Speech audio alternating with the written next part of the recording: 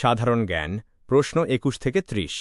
ঢাকা বিশ্ববিদ্যালয় খ ইউনিটের এই শেষ ১০টা প্রশ্নে বঙ্গবন্ধু, মুক্তিযুদ্ধ, প্রাচীন ইতিহাস আর একদম সাম্প্রতিক আন্তর্জাতিক স্বীকৃতি সবকিছু আছে। চলুন শুরু করি। বঙ্গবন্ধু শেখ মুজিবুর রহমান শুধু একজন রাজনৈতিক নেতাই ছিলেন না, তিনি ছিলেন একজন লেখকও। কারাগারে বন্দী থাকা অবস্থায় তিনি বেশ কয়েকটা বই লিখেছিলেন, যেগুলো পরবর্তীতে প্রকাশিত হয়। একটা চমকপ্রদ তথ্য হল, এই বইগুলো তিনি হাতে লেখা ডায়েরির আকারে লিখতেন, যা পরে পরিবারের সদস্যরা সংরক্ষণ করেন এবং বছরের পর বছর পর প্রকাশ করা হয়। এখন প্রশ্ন হল, কোন বইটা তার লেখা নয়? উত্তর হল, কারাগারের চিঠি। এই নামে তার কোনো বই নেই। প্রাচীন মিশরের ইতিহাসে এমন একজন রানী ছিলেন, যার বুদ্ধিমত্তা আর কূটনৈতিক দক্ষতা এতটাই কিংবদন্তিতুল্য ছিল যে তাঁকে ডাকা হতো নীলন্দের সর্প নামে, কারণ তিনি ছিলেন ঠিক সাপের মতোই ধূর্ত ও বিপজ্জনক প্রতিপক্ষের কাছে। রোমান নেতা জুলিয়াস সিজার আর মার্ক অ্যান্টনির সাথে তাঁর সম্পর্কের গল্প আজও ইতিহাসের অন্যতম আলোচিত অধ্যায়। তিনি হলেন ক্লিওপেট্রা। কর্ণফুলী নদীর তলদেশ দিয়ে নির্মিত এই টানেলটা দক্ষিণ এশিয়ার প্রথম নদীতলদেশীয় টানেল, যা চট্টগ্রামকে আরও দ্রুত সংযুক্ত করেছে। একটা মজার তথ্য হল, এই টানেল নির্মাণে চীনের প্রযুক্তি ব্যবহার করা হয়েছে, আর এটা তৈরি করতে সময় লেগেছে প্রায় ৬ বছর। এর দৈর্ঘ্য হল ৩.৩২ কিলোমিটার। মাত্র ৩টা শব্দে একটা যুদ্ধের সম্পূর্ণ বর্ণনা দেওয়া যায়, এমন একটা বিখ্যাত উক্তি আছে ইতিহাসে, এলাম, দেখলাম, জয় করলাম। এই কথাটা এত বিখ্যাত হয়ে গিয়েছিল যে ল্যাটিন ভাষায় এটা আজও উদ্ধৃত করা হয় ভেনি, ভিদি, ভিসি নামে।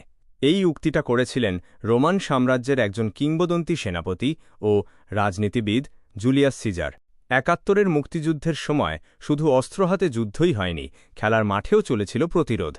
স্বাধীন বাংলা ফুটবল দল গঠন করা হয়েছিল বিদেশে বাংলাদেশের পক্ষে জনমত তৈরি করার জন্য, আর এই দলটা বিভিন্ন প্রদর্শনী ম্যাচ খেলে বিশ্বের দৃষ্টি আকর্ষণ করেছিল।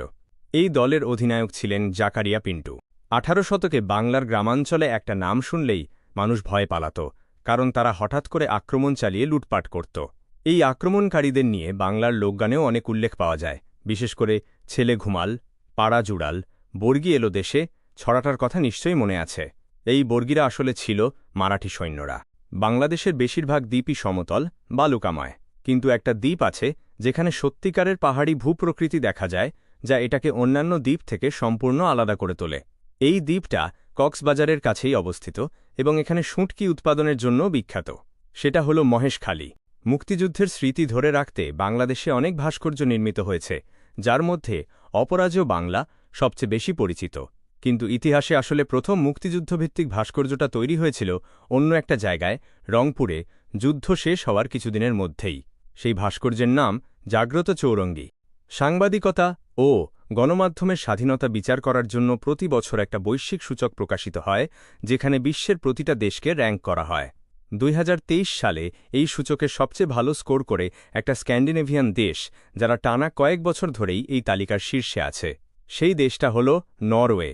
জাতিসংঘের পর্যটন সংস্থা প্রতি বছর একটা শহরকে বিশ্ব পর্যটন রাজধানী হিসেবে ঘোষণা করে, যেখানে পর্যটন শিল্পে সেই শহরের অবদান ও সম্ভাবনা উদযাপন করা হয়। ২০২৩ সালে এই সম্মান পায় মধ্য এশিয়ার একটা প্রাচীন শহর, যেটা একসময় সিল্ক রোডের অন্যতম গুরুত্বপূর্ণ কেন্দ্র ছিল, আর এখনও তার নীল রঙের মসজিদ আর মাদ্রাসার জন্য বিখ্যাত। সেই শহরটা হল সমরখন্দ। তো এই ছিল শেষ 10টা প্রশ্ন। বঙ্গবন্ধু, মুক্তিযুদ্ধ, প্রাচীন ইতিহাস আর একদম সাম্প্রতিক বিশ্ব ঘটনা সবকিছু ছুঁয়ে গেলাম। পুরো 30টা প্রশ্নের মধ্যে সব মিলিয়ে কয়টা সঠিক হল কমেন্টে জানাবেন।